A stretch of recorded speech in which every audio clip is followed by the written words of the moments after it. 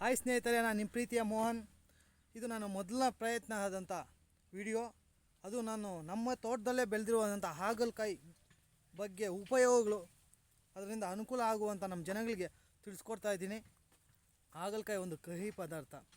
ನಮ್ಮ ಹಿರಿಯ ಅಜ್ಜಂದ್ರು ಹೇಳ್ತಾಯಿದ್ರು, ಸರ್ವ ರೋಗಕ್ಕೂ ಮನೆ ಮದ್ದು ಅಂದರೆ ಹಾಗಲಕಾಯಿ ಅಂತಾಯಿದ್ರು. ಈಗಿನ ಕಾಲದಲ್ಲಿ ಅತಿ ಹೆಚ್ಚಾಗಿ ಶುಗರ್ ಪೇಷಂಟ್ ಜಾಸ್ತಿ ಇದ್ದಾರೆ. ಈ ಕಾಲದಲ್ಲಿ ಈ ಶುಗರ್ ಪೇಷಂಟ್ಗಳಿಗೆ ಹಾಗಲಕಾಯಿ ಜ್ಯೂಸ್ ಕುಡಿಯೋದ್ರಿಂದ, ಹಾಗಲಕಾಯಿನ ಸಾಂಬಾರು ಮಾಡ್ಕೊಂಡು ತಿನ್ನೋದ್ರಿಂದ ಶುಗರ್ ಇರೋದು ಸ್ವಲ್ಪ ಕಡಿಮೆ ಆಗುತ್ತೆ. ಮತ್ತು ಹಾಗಲಕಾಯಿ ಎಲೆಯಿಂದ ಸಹ ಉಪಯೋಗ ಐತೆ.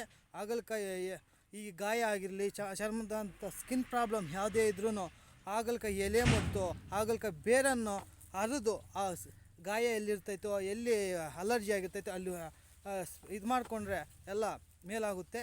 ಮತ್ತು ಹಾಗಲಕಾಯಿ ಕೊಡೆ ಇರ್ತೈತಲ್ಲ, ಆ ಕೊಡೆನ ಪಲ್ಯ ಮಾಡ್ಕೊಂಡು ತಿನ್ನೋದ್ರಿಂದ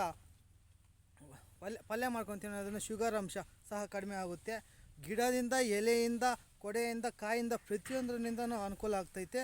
ಮತ್ತು ಹಾಗಲಕಾಯಿ ತಿನ್ನೋದ್ರಿಂದ ಹೊಟ್ಟೆಯಲ್ಲಿರುವಂಥ ಕೆಟ್ಟ ಅಂಶವೆಲ್ಲ ಹೊರ ಹಾಕುತ್ತೆ. ಕಿಡ್ನಿಯಲ್ಲಿ ಕಲ್ಲೇನಾದರೂ ಇದ್ದರೂ ಸಹ ಈ ಹಾಗಲಕಾಯಿ ಕರಗಿಸುತ್ತೆ ಅನ್ನೋ ಮೂಲಕ ನಿಮಗೆ ಈ ಹಾಗಲಕಾಯಿ ಬಗ್ಗೆ ಉಪಯೋಗಗಳು ನಿಮ್ಗೆ ತಿಳಿಸ್ತಾ ಇದ್ದೀನಿ. ನನ್ನ ಇದು ಮೊದಲನೇ ಪ್ರಯತ್ನ. ಶೇರ್ ಮಾಡಿ, ಕಾಮೆಂಟ್ ಮಾಡಿ, ಲೈಕ್ ಮಾಡಿ, ಸಬ್ಸ್ಕ್ರೈಬ್ ಆಗಿ. ನಿಮ್ಮ ಪ್ರೀತಿಯ ಮೋಹನ್.